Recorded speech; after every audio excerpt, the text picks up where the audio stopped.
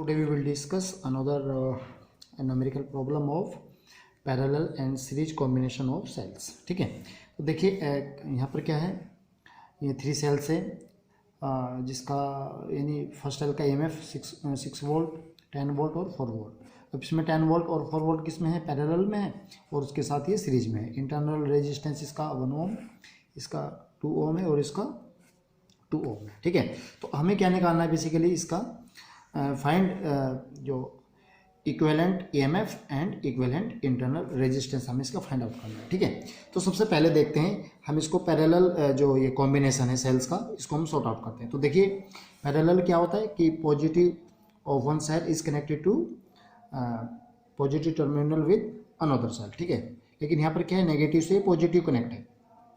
ठीक है, तो इसमें जो फॉर्मूला हमने ड्राइव किया तो उसमें थोड़ा सा चेंज है कि सब देखिए 10 volt and 4 volt are in parallel. ठीक है, अगर ये पैरेलल में है, ये नेगेटिव और ये पॉजिटिव, तो उसको हम इसको पॉजिटिव मान के इसको सोल्व करते हैं। तो इक्विवेलेंट कितना हो जाएगा भाई, E1/R1, इसको पॉजिटिव मान के चला किया हमने, तो ये नेगेटिव होगा क्योंकि अपोजिट पोलैरिटी है। ठीक है, तो E1/R1 minus E2/R2 upon 1/R1 plus 1/R2। केवल फॉर्मूले में ये डिफरेंस आता है, अगर ये नेगेटिव और ये नेगेटिव होता तो ये पॉजिटिव आता। ठीक है, या पॉजिटिव और पॉजिटिव होता तो ये भी हमारा पॉजिटिव प्लस आता है ना। तो उसको सोल्व करते हैं। E1/R1 यानी 10/2 माइनस 4/2, ये कितना है, E1 है R1 E2/R2। ठीक है, तो सोल्व इसको है ना, 1/R1 यानी 1/2 प्लस 1/2, इसको सोल्व करेंगे तो 10/2 5 और 42/2, तो 5 माइनस 2 यानी 3, ये 3 वोल्ट आ जाता है। ठीक है, ऐसे ही हम इक्विवेलेंट रेजिस्टेंस निकालेंगे। तो इक्विवेलेंट रेजिस्टेंस कितना होगा, 1/R1 प्लस 1/R2, तो 1/2 प्लस 1/2 कितना आ जाएगा, 1 ओम। ठीक है, अब ये जो है हमारा, ये और ये दोनों किसमें, सीरीज कॉम्बिनेशन में। तो इस तरह से बनाएंगे कि हमारा ये था 6 वोल्ट और 1 ओम का इंटरनल रेजिस्टेंस है, और इसका जो इक्विवेलेंट आया हमारा वो कितना है, 3 वोल्ट। ठीक है, और इसका 1 ओम। अब इसको हम इस तरह से बनाएंगे, जो बेसिकली ये फॉलो करेगा तो इसे फॉलो करेगा, क्योंकि प्लस आ रहा है, अगर प्लस आ रहा है तो ये जो हमने प्लस मान के किया था उसको फॉलो करेगा। ठीक है, तो ये नेगेटिव और ये पॉजिटिव टर्मिनल है ना।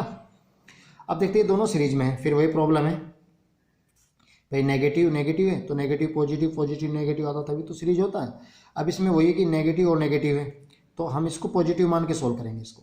तो 6 volt and 3 volt are in series, तो ई इक्विवेलेंट जो होगा वो कितना होगा, 6 माइनस 3, माइनस हो जाता है। ठीक है, तो 6 माइनस 3 यानी 3 वोल्ट। आर इक्विवेलेंट में हमेशा इंटरनल रेजिस्टेंस ऐड होता है, तो 1 प्लस 1 यानी 2 ओम। ठीक है, अब ये प्लस आ रहा है, अगर ये प्लस आ रहा है तो हमने इसको प्लस मान के सोल्व किया ना, तो इसी को ये फॉलो करेगा सेम शेप में ना। तो ये पॉजिटिव नेगेटिव यानी 3 वोल्ट और 2 ओम का ये इंटरनल रेजिस्टेंस है। ठीक है, तो इस तरह से आप इसको सोल्व कर सकते हैं अगर पैरेलल और सीरीज कॉम्बिनेशन एक साथ आ जाए।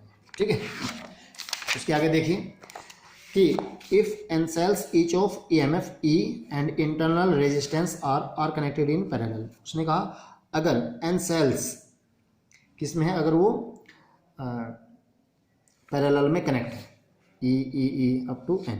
ठीक है, इंटरनल रेजिस्टेंस सेम R ये अप टू N तक ये कनेक्ट है, तो जो E इक्विवेलेंट होगा वो कितना होगा भाई, E/R plus E/R plus E/R, क्योंकि पॉजिटिव से पॉजिटिव कनेक्ट है, फिर पॉजिटिव से पॉजिटिव कनेक्ट है। ठीक है, तो प्लस आएगा बीच में ना, तो E/R plus E/R plus E/R up to N times upon 1/R plus 1/R plus 1/R up to N times.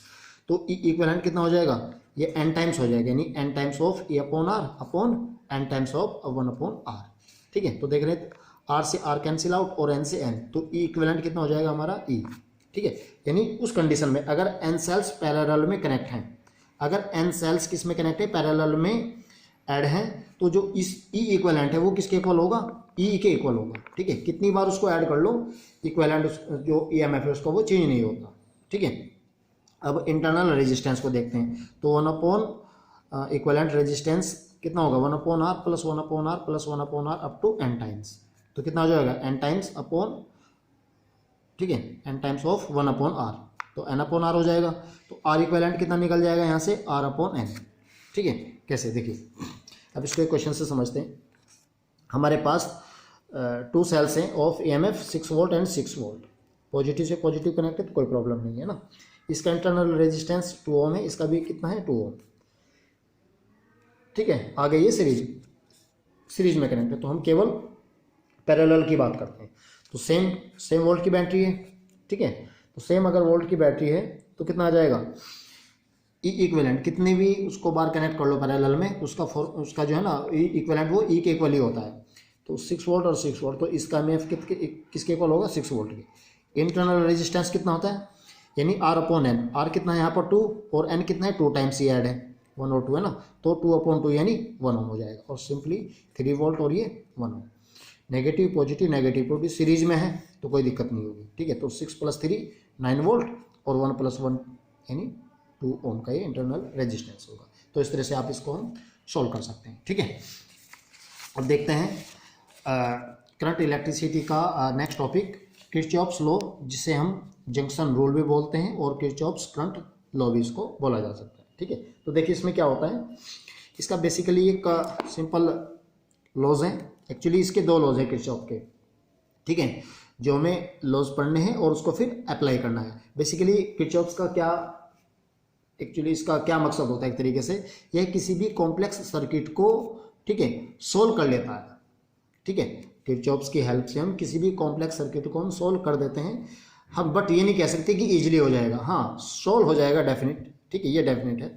तो देखिए इसका पहला किरचॉफ फर्स्ट लॉ देखते हैं, जिसे हम जंक्शन रूल भी बोलते हैं और किरचॉफ्स करंट लॉ भी बोलते हैं। देखिए इसका फॉर्मूला है, लॉज है इसका, बेसिकली लॉज कह लो या रूल कह लो, है ना, कि the sum of at any junction the sum of current entering the junction is equals to sum of current leaving the junction. यानी सर्किट में किसी भी जंक्शन पर, जंक्शन क्या होगा, जंक्शन उसे बोलते हैं जहां पर 3 या 3 से ज़्यादा वायर या फिर कंडक्टर कनेक्ट हो, 3 या 3 से ज़्यादा वायर या फिर कंडक्टर कनेक्ट हो, उसको हम जंक्शन बोलते हैं। और जंक्शन पर जितनी करंट आ रही है, the sum of current entering the junction, यानी जितनी करंट आ रही है उसका सम और जितनी करंट बाहर जा रही है उसका सम जो है वो इक्वल होता है, ठीक है।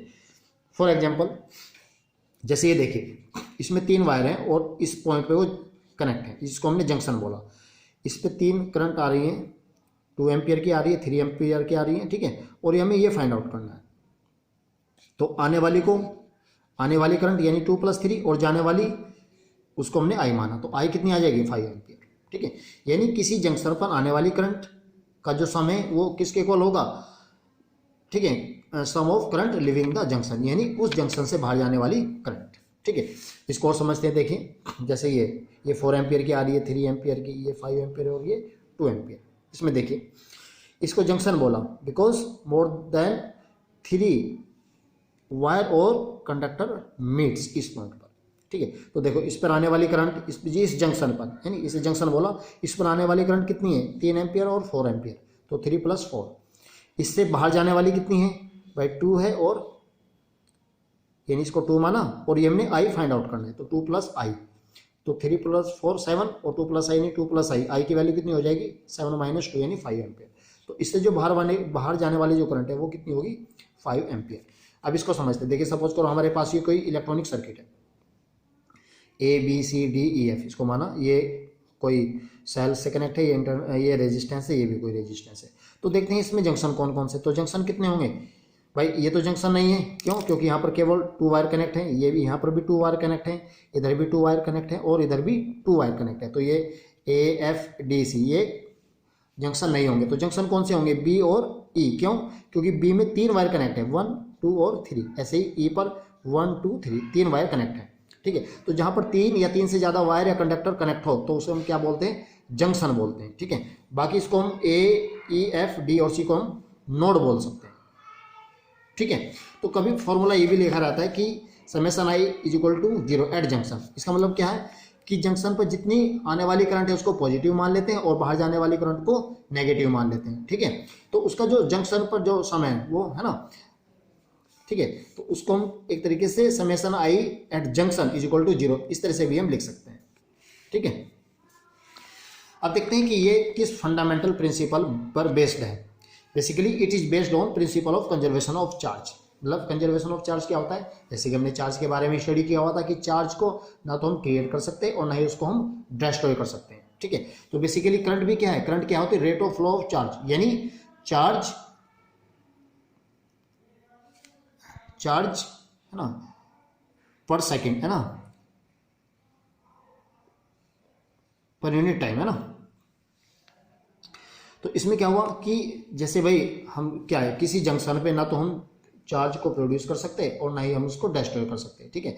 तो बेसिकली जैसे करंट आई भाई, जितनी आई तो कहीं ना कहीं वो या तो इस वायर से बाहर जाएगी या इस वायर से जाएगी। यानी जंक्शन का मतलब है कि उस जंक्शन पर आने वाली जितनी करंट होगी इज इक्वल्स टू जाने वाली जितनी करंट है, ठीक है, वो इक्वल होनी चाहिए, ठीक है। तो वही बोलते it is based of principle of conservation of charge, ठीक है।